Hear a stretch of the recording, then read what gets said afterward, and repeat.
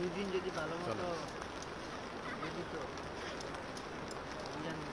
আসে বুঝছেন আসে এটা কিন্তু একদিনের না। হ্যাঁ, আপনি এটা সুন্দর প্রশ্ন করেছেন, যেটা আগের প্রশ্নের সাথেই মানে খুব সুন্দর যায় আর কি, যে কেন আমরা এতদিন পরে এসে এই কাজটা করলাম আর কি।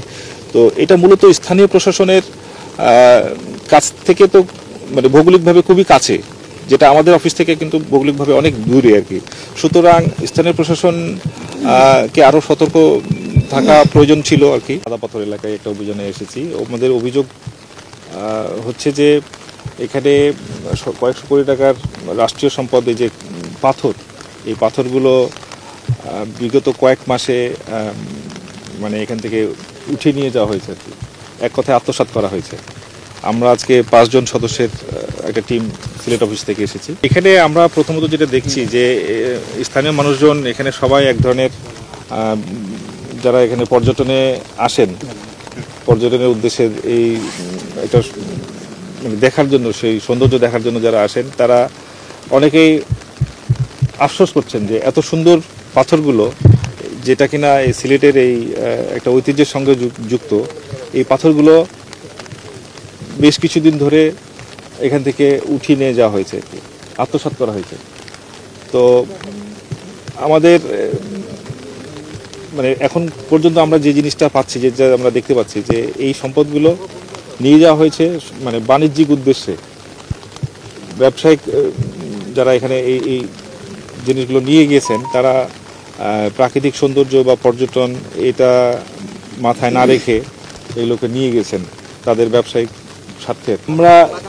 আমরা যে তথ্যগুলো আমরা পাচ্ছি, এগুলো নিয়ে আমাদের আরও কাজ করতে হবে। আমরা যেটা বুঝতে পারছি যে এই সাদাপাথর এলাকায় আসার আগে রাস্তার দুই পাশে অনেকগুলো এরকম পাথর ক্রাশার মেশিন আছে, এবং এগুলো দৃশ্যমান অবস্থায় দেখা যাচ্ছে। বড় বড় পাথরগুলো ভেঙে টুকরো টুকরা করা হয়েছে, যাতে এগুলো তারা মানে বিভিন্নভাবে পরিবহন করে দেশের বিভিন্ন জায়গায় বিক্রি করতে পারে বা ব্যবসা করতে পারে। এটার সঙ্গে এখানকার যারা মানে প্রভাবশালী ব্যক্তি আছে, স্থানীয় লোকজন, ইভেন আমরা যেটা শুনতে পাচ্ছি, আমরা এখন পর্যন্ত যেটা জানতে পারছি যে আরও উচ্চস্তরের যারা ব্যবসায়ী, প্রভাবশালী ব্যক্তি, তারাও এটার সঙ্গে যুক্ত আছেন। আমরা এটা নিয়ে আরও কাজ করব। আমরা এই তথ্যগুলো উদ্ঘাটন করার চেষ্টা করব, এবং এগুলো বের করতে পারলে তখন আমরা খুব শিগগিরই এটা নিয়ে আমাদের আইনগত ব্যবস্থা নেব। আজকে আমাদের যে অ্যাসাইনমেন্ট, সেটা হচ্ছে যে এটার সঙ্গে কারা কারা জড়িত থাকতে পারে সেগুলোর মানে ফাইন্ড আউট করা আর কি। এইটার প্রতিবেদন আমরা আমাদের প্রধান কার্যালয়ে প্রেরণ করব। সেই অনুযায়ী তখন আমরা এটা নিয়ে পরবর্তী যে প্রক্রিয়াগুলো আছে সেগুলো নিয়ে কাজ হবে। এই পুরো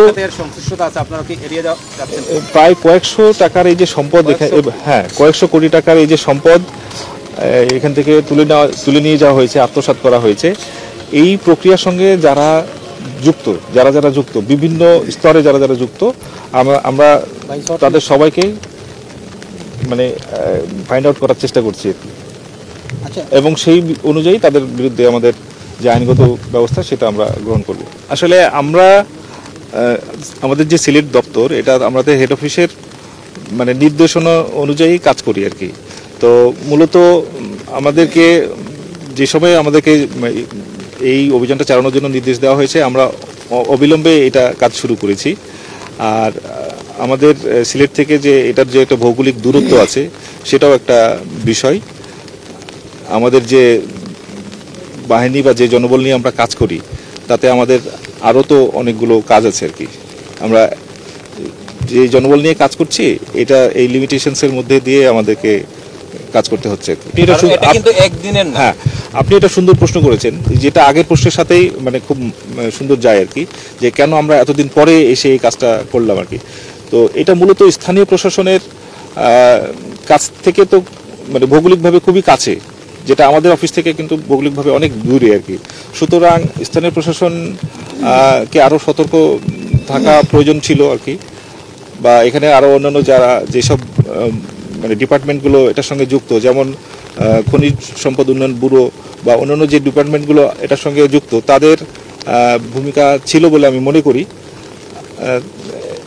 আমরা আমাদের অংশটুকু করার চেষ্টা করছি। প্রশাসন কি আসলে ব্যর্থতার পরিচয় দিয়েছে, এটা বলতে চাচ্ছি?